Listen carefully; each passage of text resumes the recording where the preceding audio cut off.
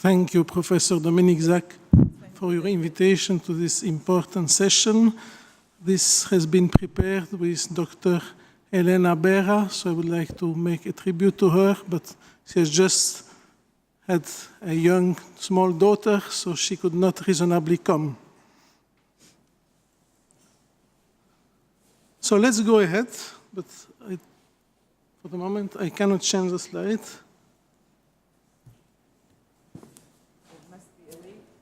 It's not, just press. Yes, this is what I did.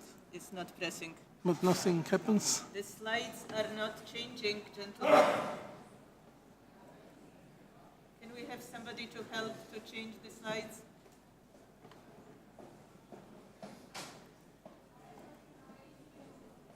No.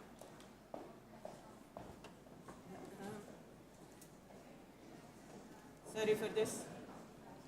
Shall I try? Yes, it works. Thank you. Sorry, apologies. So this lady we are speaking about, she consulted first in the cardiology department, not hypertension ward, in December 2015. She's a 39-year-old lady, originally from Morocco, and she consulted my colleague for high blood pressure, with office blood pressure repeatedly measured at 170 millimeter systolic, and she is at the beginning of pregnancy. Her treatment includes nebivolol 5 milligram and barnidipine 10, medical history, migraines, an early miscarriage, and a second pregnancy with delivery at 27 weeks for preeclampsia. And so in postpartum, she had received amlodipine, then bisoprolol in another hospital. Then she went in a third hospital for persistent hypertension with moderate to high blood pressure. The physician mentioned suboptimal drug adherence. The cardiac tests were normal, and the physician concluded that this was chronic rather than pregnancy-related hypertension and likely essential. Would you accept this? So a young lady with preeclampsia, quite severe hypertension, what would you do? Right. Are there suggestions from the audience? Workup. You need to come, if you have a suggestion, come to the microphone, introduce yourself, and tell them what you think. If not, we'll keep going.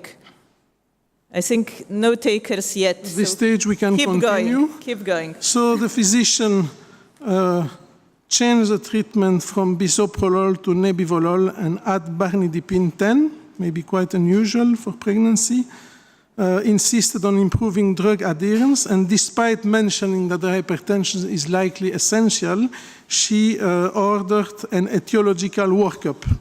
And renal function was okay. You have a mildly increased proteinuria of 1/2 gram per 24-hour millimeter. Urinary metanephrine were in the normal range. And renal duplex show, I saw the protocol, it's quite vague, a differential diagnosis between right renal artery stenosis versus a loop.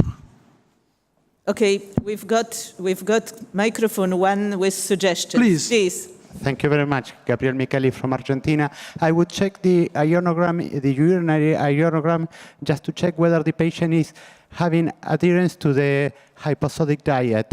This is one point, just to check whether the patient is consuming salt or not. Yes, I think this is a good point, but this patient is not very adherent, and we had some spots, but 24-hour urine, we almost never succeed. And also this was in another hospital, so I have no details, so we have to do without. In that case, I would consider a third drug. Excuse me? In that case, I would consider a third drug or maybe a combination just to make easier the treatment. I agree, yes. Thank you. Professor Stassen. Okay, and we have Professor Stassen on the same microphone. I'm wondering, Alexander, whether you should not have done other imaging studies than just do I agree. renal duplex. All this was done before, we saw her, and yes, I think renal duplex with such a dubious protocol is not enough. Okay, so everybody agrees and we can proceed with the case. But this is still the past history. And so when she came for the first time in our hospital at the cardiology department, you can see she's slightly overweight. We can confirm the severe high blood pressure. There is no indirect evidence of coarctation, no heart, abdominal, or carotid murmur, and the examination is otherwise unremarkable. And once more, the cardiologists, they check the cardiac echography and everything is okay. So this is a little maybe cardiologic bias. And the recommendation were to replace, as the patient is now at the beginning of a pregnancy, the nebivolol and barnidipine, which possibly she did not take correctly, by alpha-methyl-dopa and nifedipine extended release. And then my colleague referred the patient to us. Do you agree with this treatment? Any comment? I'm wondering what the rationale is to change nebivolol and barnidipine by alpha-methyl-dopa and nifedipine extended release. This is Especially the, I can understand replacing nebivolol by alpha-methyl-dopa because there's such a large experience with alpha-methyl-dopa in pregnancy. But nifedipine extended release, that's not a long-acting drug. It's a short-acting drug making long-acting by putting it in a galenic format. And I would probably have preferred to give amlodipine or a long-acting drug that is just long-acting, just by the molecular structure. I think this is controversial. Indeed, I think amlodipine is certainly better also for the duration of action. There are not good studies with nifedipine in pregnancy, but there is a lot of experience, and some school of obstetricians, they consider it as one of the first choice drugs. So I can understand it, at least. There is another potential suggestion. Many obstetricians around Europe and people who deal with these cases would suggest labetalol. Do you want to address this? Yes, this would be also maybe the second choice after alpha-methyl-dopa. Now, some older study using first-generation beta blockers such as atenolol show growth restriction.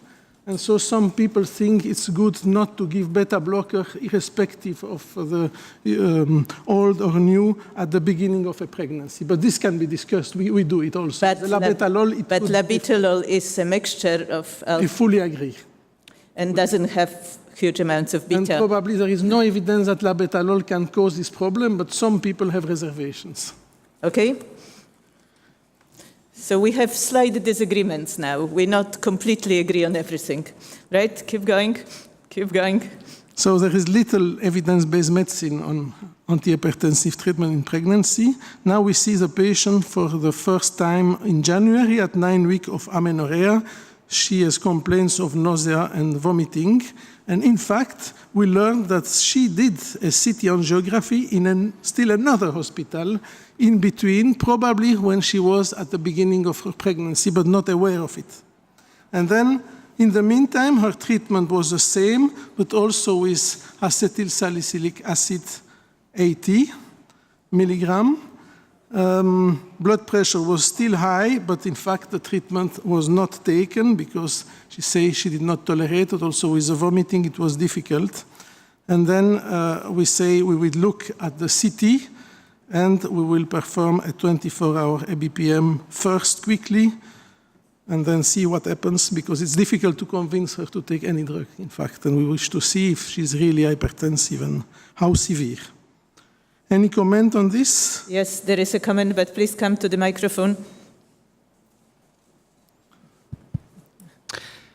Alexandra, one reason for replacing a beta blocker with alpha-methyl-dopa could be to plan a measurement of renin, because with beta blocker, renin would be 0. That's true.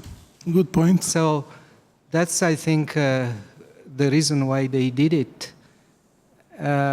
I think the main reason was that current practice in Belgium is alpha-methyl-dopa remains first choice in pregnancy. That was And the in reason. addition to that, it's very surprising to learn that in spite of 9 weeks of amenorrhea, they did a CT scan. We don't do Yes. this So this was unless not- there is a negative pregnancy. This was done several weeks before. Yeah, I understand. Not by us, and probably she was not aware, but also the fact that she goes from one hospital to another, it increased the risk of such things. Yeah, but our radiologist, at least at my institution, the radiologists won't do any X-ray if they don't have Yes. proof of non-pregnancy. Same in our hospital, they would not accept it. Yeah, so this is a very important learning point. an I important think message. that we're going to put in the paper that every woman of childbearing age is pregnant until proven otherwise. That's you are what right. I've been taught as a junior doctor. Yeah. In Thank our you. hospital, even without evidence of pregnancy, we wouldn't have done it. Okay. That's true. Right. Another comment. The patient is pregnant. She still has a very high blood pressure. You can increase the alpha-methyl-dopa doses, and I would consider to hospitalize the patient, considering that she's not taking the medication. That's a fantastic comment. Thank you very much. Could you? I think you could, first, the patient is difficult to manage. This is a real life case. She would not accept easily either medication, hospitalization, or whatever.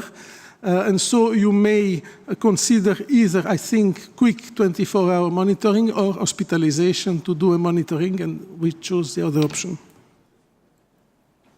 Okay, now we discover the CT performed in Okay, the let other him- hospital. just come to the microphone, but let him continue because we. No, stay there. You can, There sure. will be lots of time for comments. I don't know. A few more things, yeah? I come back. Right? Please tell. Yeah. I don't think that with such... Introduce yourself so they know on the film. Michael we're filming. Borstein, Jerusalem, Israel. I do not think that with repeated high blood pressure like this, ambulatory monitoring is going to be of any help.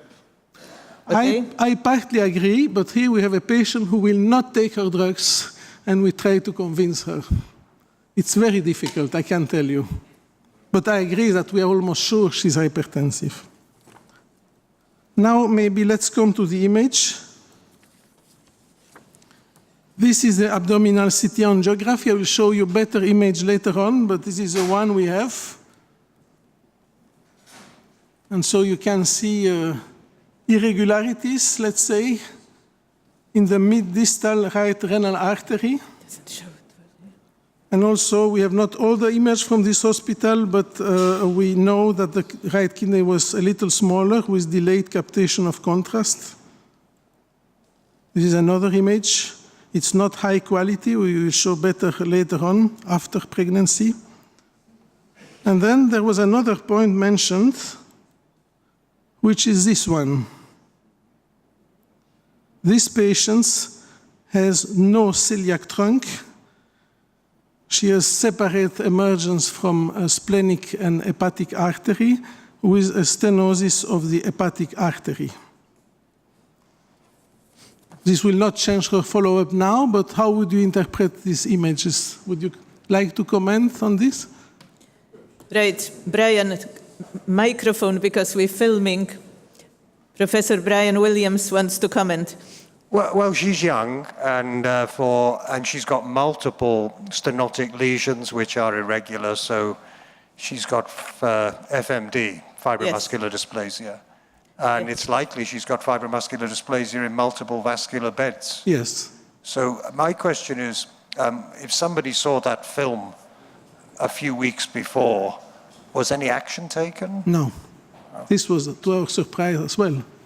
Yeah, okay. She say, I have done a CT, but the physician who ordered it in the other hospital, either the patient did not come back, which is possible, either there was no... I mean, the tragedy is, of course, this, as everybody knows, is one of the easiest conditions to And deal with. I think one of the messages of this case is that this patient who go from one doctor to the other, there is a major risk of loss of information, dilution of responsibility, and so on. Yeah.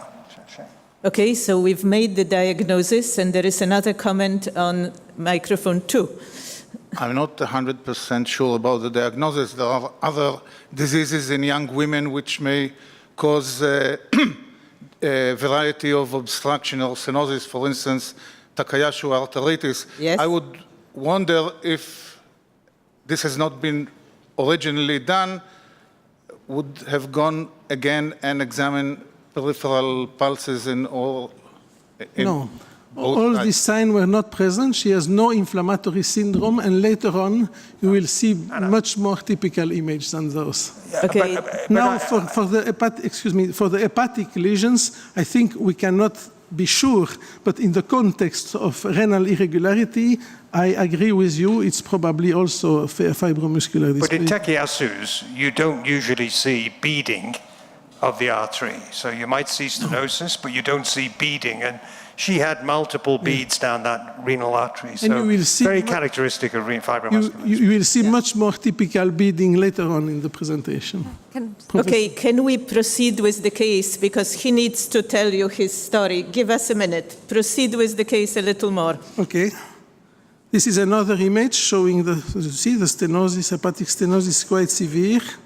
And I would like just to make the point that this is an anatomical variant which is quite rare outside the context of FMD. According to surgeons, it's 1% of case, so this is also a rare aspect. So second consultation, blood pressure is a little lower, as indicated by our colleague, the hypertension is confirmed, maybe a little less severe. Proteinuria is almost 1 gram, and renal function is normal. How would you interpret this proteinuria, maybe, if you would like to comment? Okay, anybody would like to comment on 20 proteinuria? weeks. She's 12 weeks. This is not yet 20. This cannot be preeclampsia. So it cannot be. She had already, to some extent, baseline proteinuria, So this is chronic hypertension of pregnancy Yes. that is getting worse and heading towards preeclampsia superimposed on pregnancy-related hypertension. yes. Right? Yeah. Quick comments. It would be very important to know what was her blood pressure before pregnancy, number Yeah. one, and if she had proteinuria before. Yes. And second, I think it would be really important to know what the indexes, the resistivity indexes inside the two kidneys in the three different thirds of each kidney were, because well, that gives you an idea of the impact of the stenosis on the kidney. First, the few measurements we have before pregnancy suggest grade 2 to 3 hypertension, 170 millimeters systolic. She had already 500 milligram proteinuria before pregnancy on a single sample. And finally, the resistive index were normal on both sides. Okay? You don't... Lots of excitement about this case. Let them talk, right? Okay? Normally, you have no proteinuria in renovascular hypertension unless there is occlusion. So this is the increasing proteinuria to the level of gram, or perhaps grams in the near future, suggests imminent occlusion. Okay? Gabriel Weisman from Argentina. In the first trimester of the pregnancy, if you have proteinuria and hypertension, you have to think about mola hydatidiforme. I did not hear. About? You have Can to you think, speak to the microphone? You have to think in mola hydatidiforme, because in the first trimester of the pregnancy, Molar pregnancy. if you have hypertension and proteinuria, one of the diagnoses may be mola. Right, molar pregnancy. Good point, but Good point, but it wasn't. it's followed, it was not confirmed. Very good point to think about, but not this case. Please. I think that when you have proteinuria and hypertension in a young woman before pregnancy, we must always think about chronic glomerulonephritis also Yes. for chronic renal disease. Never mind that the renal function is normal. Maybe this is the beginning of such a disease. Very often happens, we do not now think about the urine and the sediment of urine if there is something else, but this is enough. The sediment is normal. I Okay, agree, but it's enough. Proteinuria it's not and hypertension in a young woman, it's Yes. enough to think about. Yes, I agree, but anyway, then she has two diseases, maybe. But we could also accept that in many, even young patients with severe hypertension, they can have some degree of proteinuria, and then it will increase during pregnancy. That's my view. Okay, we're delighted that there is so much excitement, but we need to see the case till the end. Please keep going. Okay. Then, according to your suggestion, we added labetalol, and we made sure that she takes the other drugs. And we will see her soon, and we already tell to her that at least after delivery, we should consider confirming the diagnosis of FMD and performing renal angioplasty, and maybe also a more extended vascular workup. Laurence, Dr. Hamar. Laurence Amar from Paris. Alexandre, she has a very severe hypertension with a severe renal artery stenosis. At some point, couldn't we think that without ACE inhibitors, she will never be controlled during pregnancy, and she cannot have ACE inhibitors, and that interruption should be discussed? I will show this later on. We also discussed this, but we did not do it because you will see little by little we succeeded to have a better, not optimal, but better blood pressure. But in some cases, it can be a major issue, I agree, and I will show a slide from Professor Plouin a little later about this. Okay. So now she's probably taking her medication better. She's at 15 weeks of amenorrhea. She has a less severe, let's say, blood pressure, home blood pressure 140/90. It's not good, but it's acceptable in pregnancy normally, but with a quite important treatment with mostly used drug in management of pregnant hypertensive women in our institution. And so then I will show you a little, maybe in a short time, the evolution. You see little by little she remained with, let's say, mild hypertension. We try to have another BPM, but she does not do it. We ask for 24-hour urine, difficult to obtain, but at the end of the day, 0.67, so it does not increase. And now she's at 31 weeks. And then the obstetrician, they control it 3 days later, and they see that the proteinuria is further increased to almost 1 gram per 24 hours. So her blood pressure is not optimally controlled, it is better. She's at 31 weeks. She has 1 gram proteinuria per 24 hours. What would you have advised? Okay. We have advisor coming to microphone 2, right? Please. I would advise to do nothing. At this point of time, the blood pressure is not putting her at risk. In any case, hypertension in pregnancy, prognosis is not determined by blood pressure levels. I would think that the improvement of blood pressure, more than it depends on the medication she didn't take before, is on the progression of pregnancy and the acquired resistance to angiotensin II, the major player in this game. Okay, so this was one comment. Professor Stassen on microphone 1. Yes. If there would have been no side effects, why not up-titrate alpha-methyl-dopa to the maximal dose, which is 2 grams? I agree, but this was not what our colleagues obstetricians have done. They did not ask it. I think it was a weekend, and they considered it as preeclampsia. Okay, there is a third opinion. Professor Maybe Kahn, this excuse would be, me. Yes, Thomas Kahan. Thomas Kahn, Stockholm. As I come from a beta blocker country, and we use a lot of beta blockers in pregnancy, and those of you who think that the atenolol study is of importance, you should read the study. It's not a good study. Anyway, it's very old and so on. Labetalol is to be used in high doses. Yeah. And to me, I would have started with much higher doses. I mean, you can use up to 800 milligrams 3 times daily. So yes, maybe increase alpha-methyl-dopa, but I would certainly increase the alpha-beta blocker. So you get some alpha blocking effects because you are here having a low dose, unspecific beta blockade and no effects on the alpha receptors at all. I agree. If you want to do something on We blood still pressure. have something to do quite easily, but I think what was the reasoning of our colleague obstetrician, it was not so much the blood pressure. They say, okay, now 31-week hypertension, proteinuria, preeclampsia, and that's it. But I'm not convinced of this.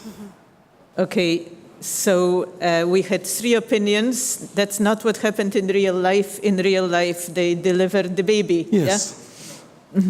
And so there was a girl of 1.5 kilograms with suspicion of Down syndrome, which was unfortunately undetected during follow-up. This I will skip, maybe not too much theory, but maybe only this to show you that if you look in the American FMD registry, you will see that hypertension and migraine are very often associated with FMD, migraine, more and more. This patient had migraine, so this was an additional clue.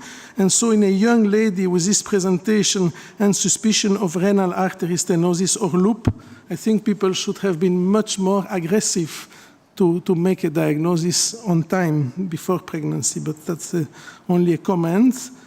This I will skip, and I will discuss now in 1 minute about the arguments in favor of increased risk of pregnancy in FMD patients.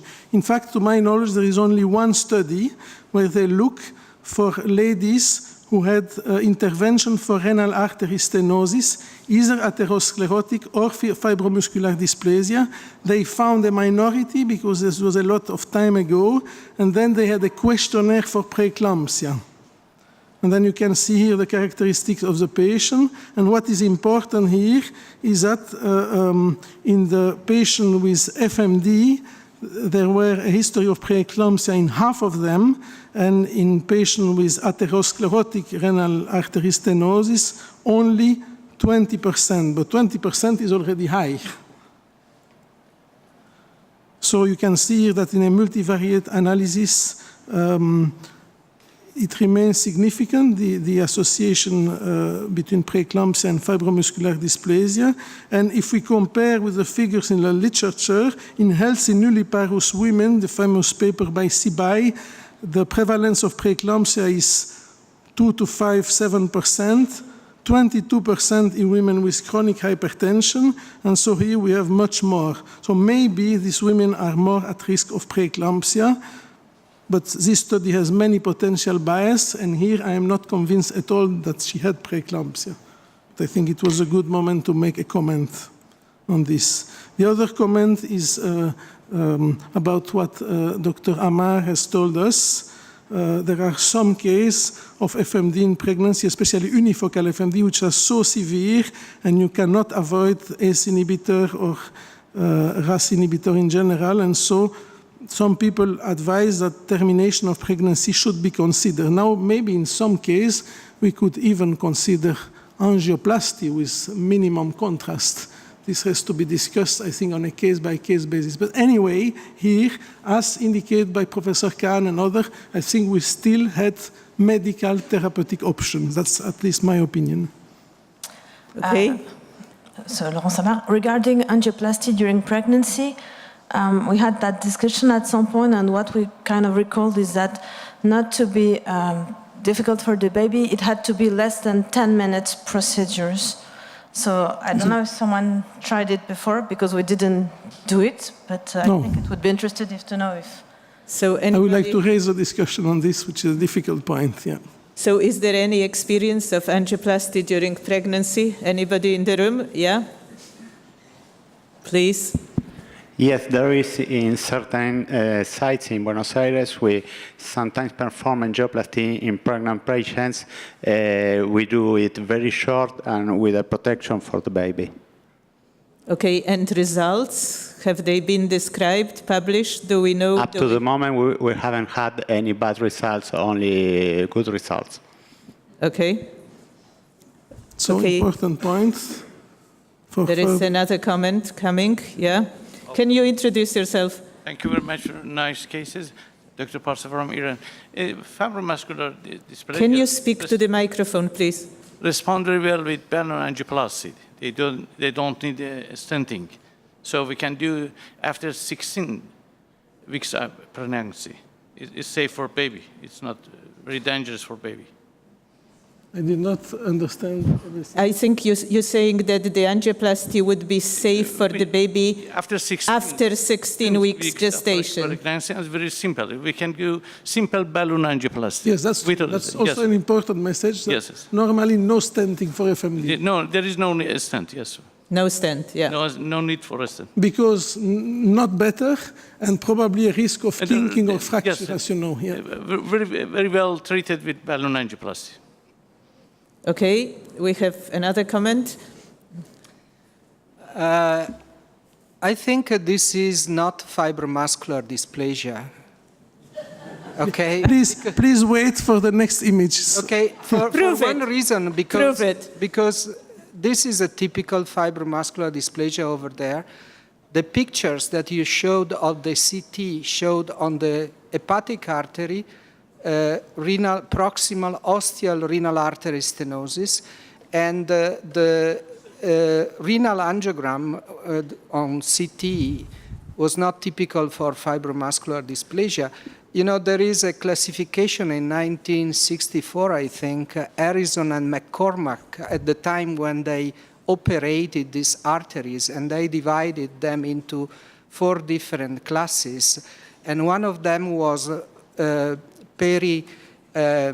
medial fibrodysplasia, which is a different disease, very much difficult to treat with angioplasty, because they don't respond very well, and there is a high risk of rupture of the artery and of recurrence of the stenosis. So I don't think that in this case, at this point, the angioplasty was at stake. The point was to bring the lady through pregnancy, bring a baby alive, and then reconsider the thing afterwards. I think that in this case, I agree with you. In much more difficult case, maybe angioplasty during pregnancy could be considered, maybe, I say.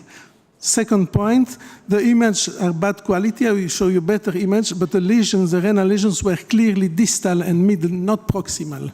And I agree that with the hepatic artery, you cannot do anything. But the clear diagnosis will be shown later on. Thank you. Right, so microphone 2, quick question, I would and like to microphone 1. reiterate that there is no need to do angioplasty because blood pressure gets lower as pregnancy approaches the end. Towards the end, it may peak, but anyway, it was the term, she was sectioned prematurely. Fully agree. But renovascular hypertension is a disease that, blood pressure-wise, diminishes throughout pregnancy. So the whole discussion, in my opinion, of not always. Sometimes it. Tricky intervention is unnecessary. Okay, last comment, and we want to see some pictures. Tagetti from Verona. I'm wondering if there were some ultrasound signs of fetal sufferance, for example, if the baby was small for gestational age. No. Thank you. So now, before the pictures, we see the patient postpartum. She is depressed due to the problem of her baby. She once again stopped antihypertensive treatment for nausea. Blood pressure is once more increased while it was better. And then she received a fixed dose combination. She is not breastfeeding to improve adherence of amlodipine perindopril. And we discuss with her renal arteriovascularization, or at least an arteriography to confirm the diagnosis. But first, we did a CT, and here you can see the image, already a little better, with indeed, I think, a beading, but you will see the arteriography.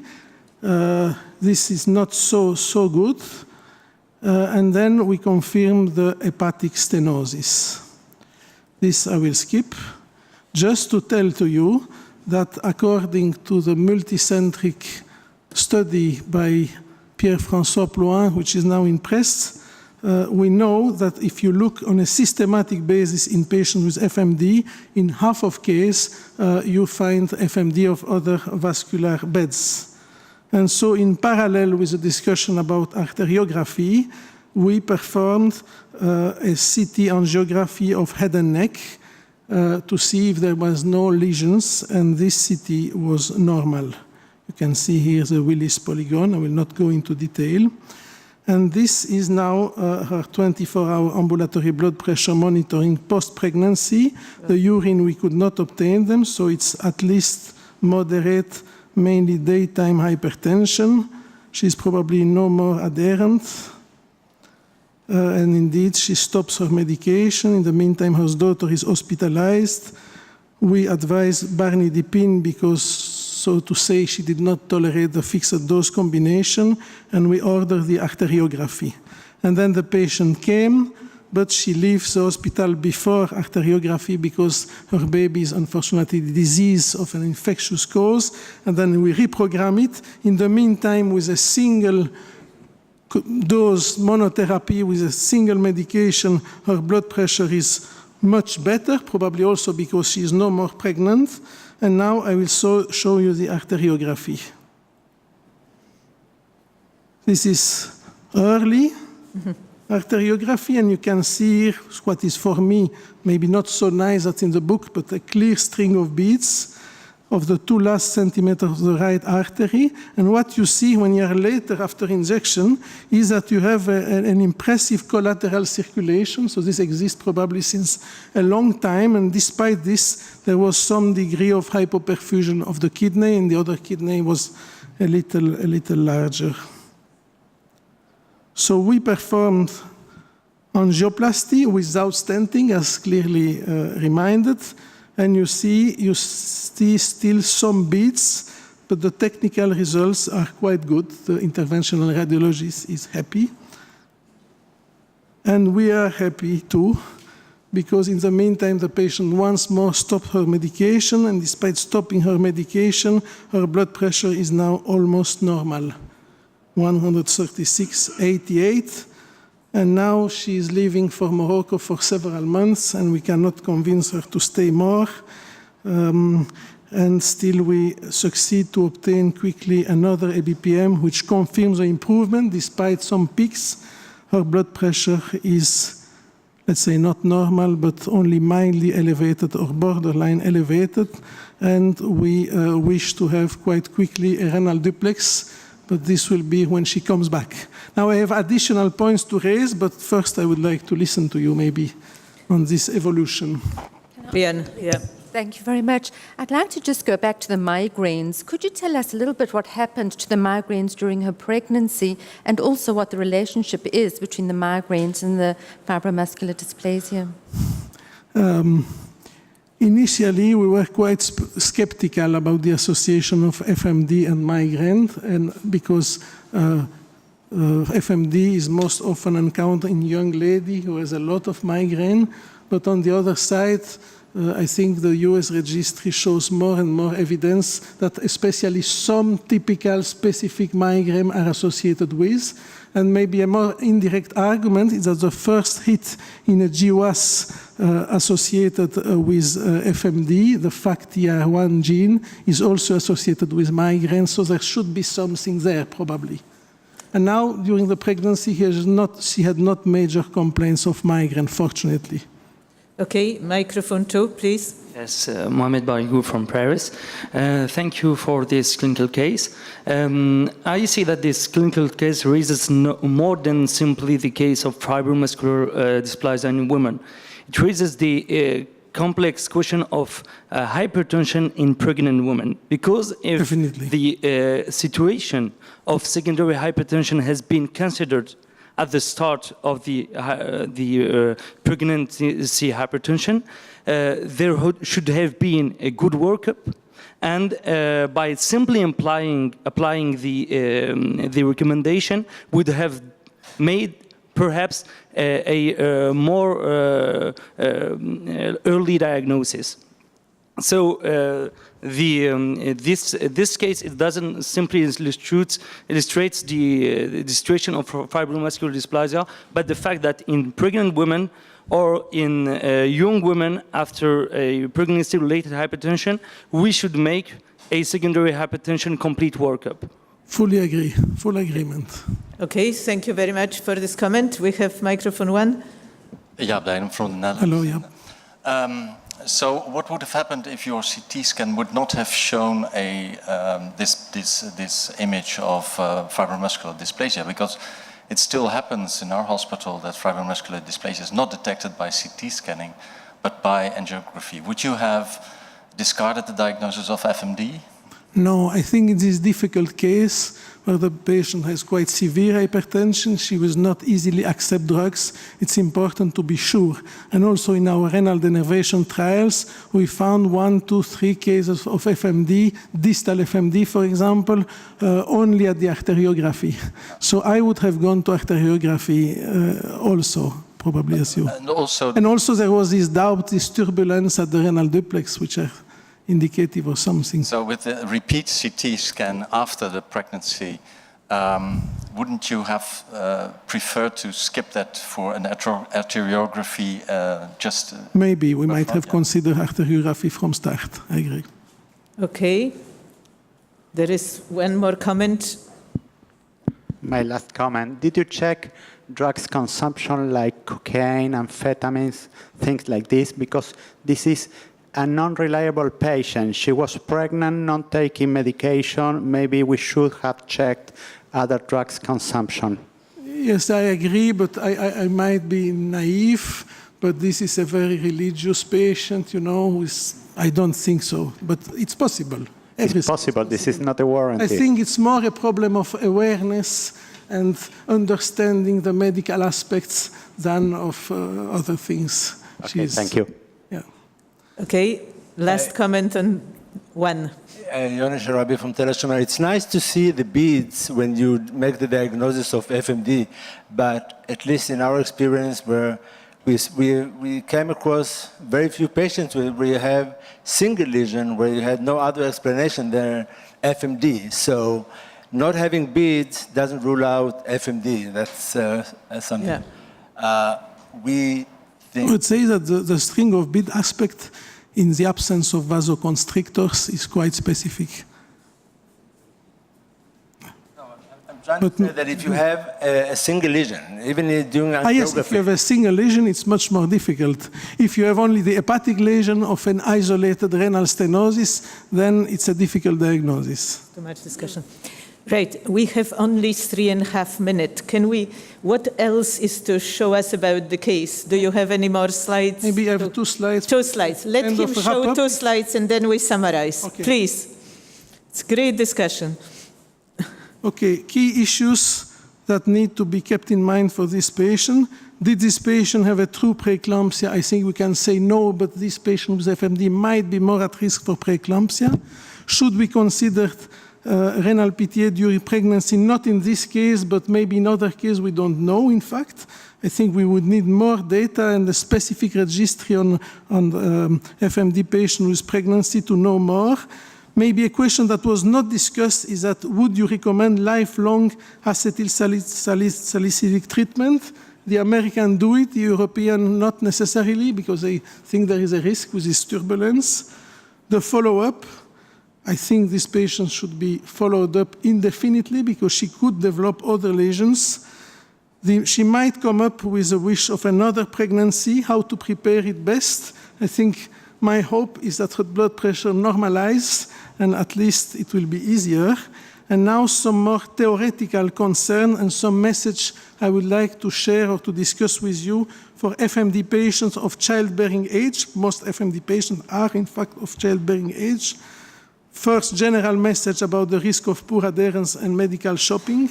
Increase awareness of the radiologist, because if you see in a protocol irregularity, loops, and so on, many physicians would have the temptation not to do anything because it is not a disease in their mind.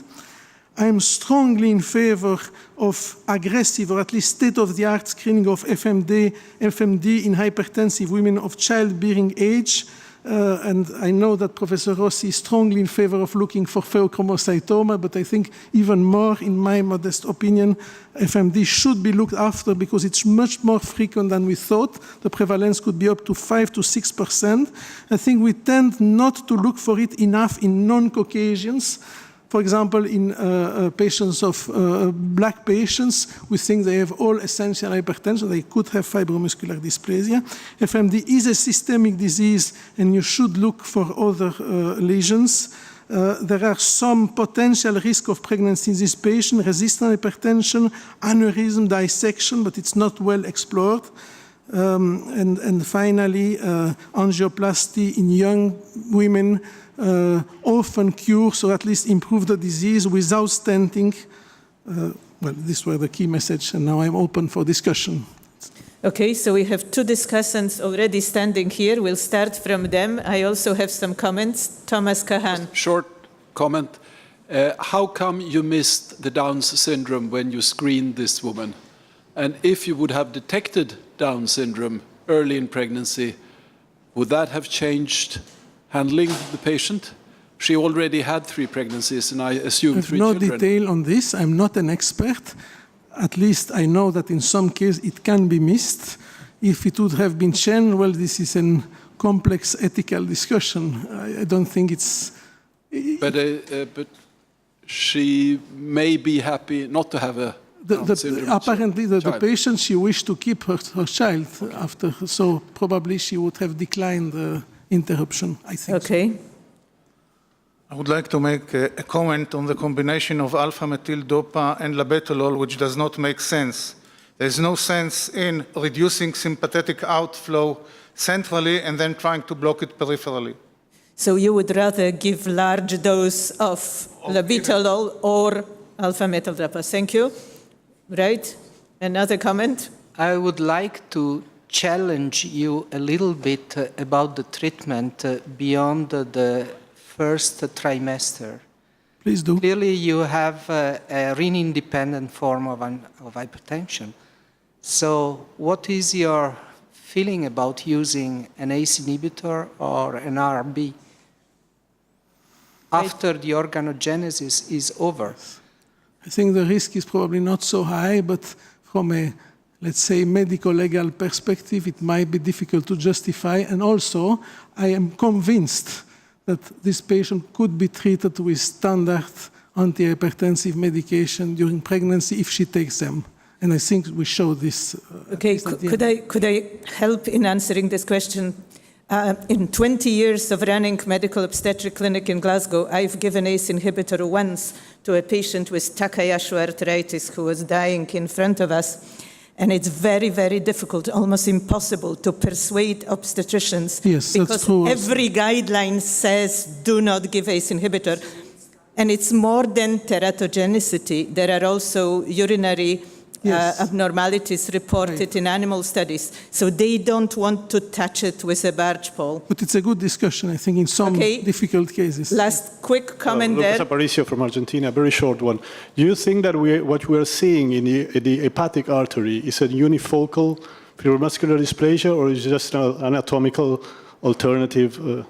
I don't know. But my take is that when you see patients with typical FMD in one vascular bed, the other atypical manifestations you see are likely to be FMD, but I'm not sure. I think this is a fantastic case, and let me remind you, we're very grateful for this presentation that had such a fantastic discussion. So we haven't yet answered all the questions. I would like to remind you that on both sides of Atlantic, new guidelines are being produced. And it's terribly important that we put in there simple things. Young woman, severe hypertension, do a workup, as somebody said, for secondary hypertension. Lots of problems would have been prevented had we known what she had before she became pregnant for X times. So thank you very much. Great case. We need to move on. I'll pass chairmanship to Professor Towers.